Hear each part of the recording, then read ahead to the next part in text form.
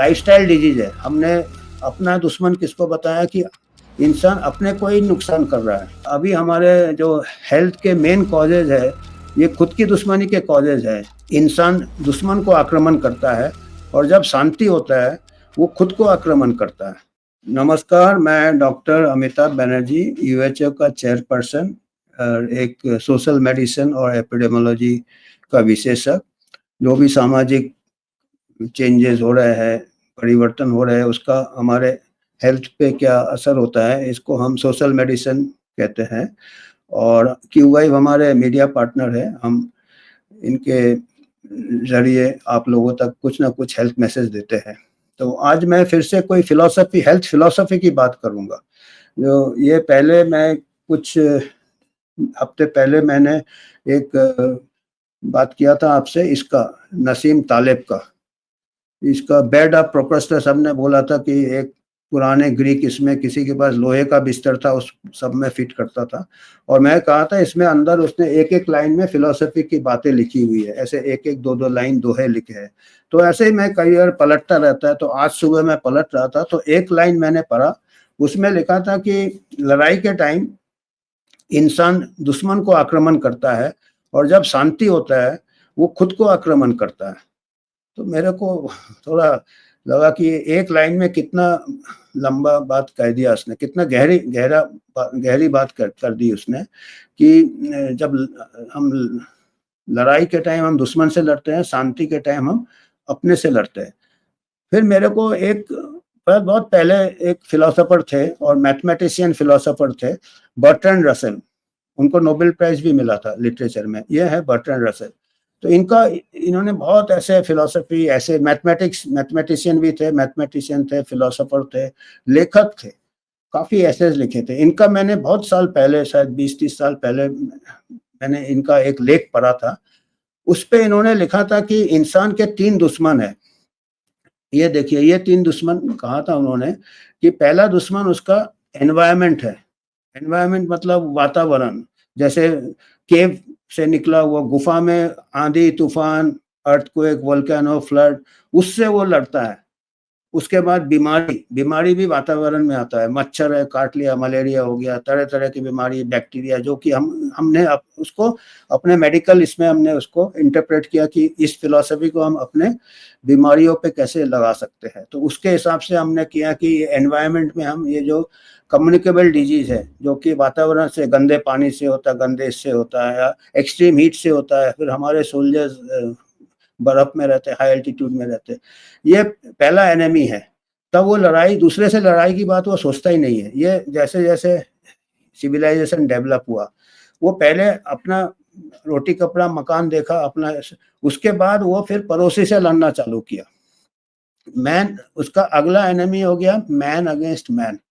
वो पड़ोसी का अपने यहाँ भी है, पड़ोसी का अभी भी कुछ ना कुछ हम पड़ोसी से कंपेयर करते हैं। तो उस टाइम लड़ाई भी पड़ोसी से करते हैं।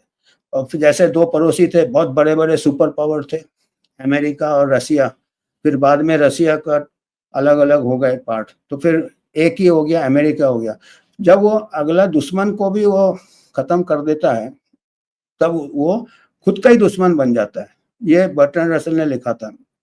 जैसे हमारे पास पहले जब हम जाते हैं, कंपटीशन करते हैं अपने कलीग से, स्कूल में अपने दूसरे, इससे कि हमको इनसे ज़्यादा नंबर मिलना चाहिए, हम इस फिर करियर, और बहुत अमीर हो जाते हैं। जब अमीर बहुत हो जाते हैं तब हमारे पास कुछ करने को रहता नहीं है, हमने सबको हरा दिया। ये मैंने मलेशिया में मैंने ये मैं मलेशिया गया था, कोई कॉलेज में मेरे को बुलाया था गेस्ट लेक्चर के लिए।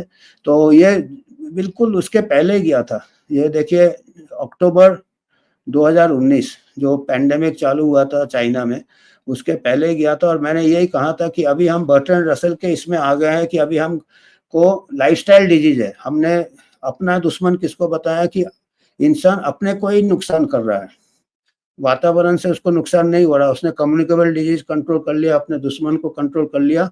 अभी उसके पास करने को कुछ नहीं है, बहुत रिच। तो वो अल्कोहल लेता है, स्मोकिंग करता है, फिर ड्रग्स लेता है, और बैठे-बैठे sedentary lifestyle, overweight, unhealthy eating. तो ये लाइफस्टाइल डिजीजेस घूम फिर के अपनी खुद की दुश्मनी हमारे ही साथ है, हम अपने ही दुश्मन हैं और इसको हम कंट्रोल नहीं कर पा रहे हैं, क्योंकि और कुछ हमारे पास है नहीं। हमारे को कोई सब कुछ है हमारे पास, मतलब पहले जो आप देखेंगे आज के जो सोसाइटी में भी है, हैव एंड हैव नॉट, जिसके पास सब कुछ है वो सबसे ज़्यादा परेशान है। उसके पास टाइम काटने के लिए उसको ड्रग्स लेना पड़ रहा है, उसको अनहेल्दी ईटिंग, और जो अपना मेहनत करते हैं, आपके यहाँ जो काम करते हैं, वो थोड़ा पैसा मिल जाता है वो खुश हो जाते हैं, और उनके पास ये सब का टाइम नहीं है।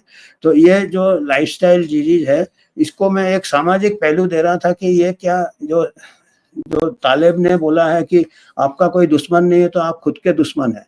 तो अभी हमारे जो हेल्थ के मेन कॉजेज़ है, ये खुद की दुश्मनी के कॉजेज़ है। तो ये मैं बता रहा था कि आपके हाथ में है अपना हेल्थ ठीक करना और उठ के जाना है, फिर से कुछ नया मंजिल ढूँढो कि फिर से कुछ चुनौती लो, उससे आपका लाइफ़स्टाइल इम्प्रूव होगा। आपको अंदर वैक्यूम, अभी जो हाई क्लास लोग हैं, जो अपर मिडिल क्लास है, उनके एक अभी कुछ करने को नहीं है, एक वैक्यूम आ गया तो वो अपने ही दुश्मन बन गए हैं, और उससे हेल्थ का खुद आज के तारीख में जो अपर मिडिल क्लास है, जो वेस्टर्न कंट्रीज़ है, उनका हेल्थ वो खुद ही अपने हेल्थ के दुश्मन बन गए हैं। खुद ही अपने हेल्थ के दुश्मन बन गए हैं, क्योंकि लड़ाइयाँ कम हो गई है, ये कम हो गई है।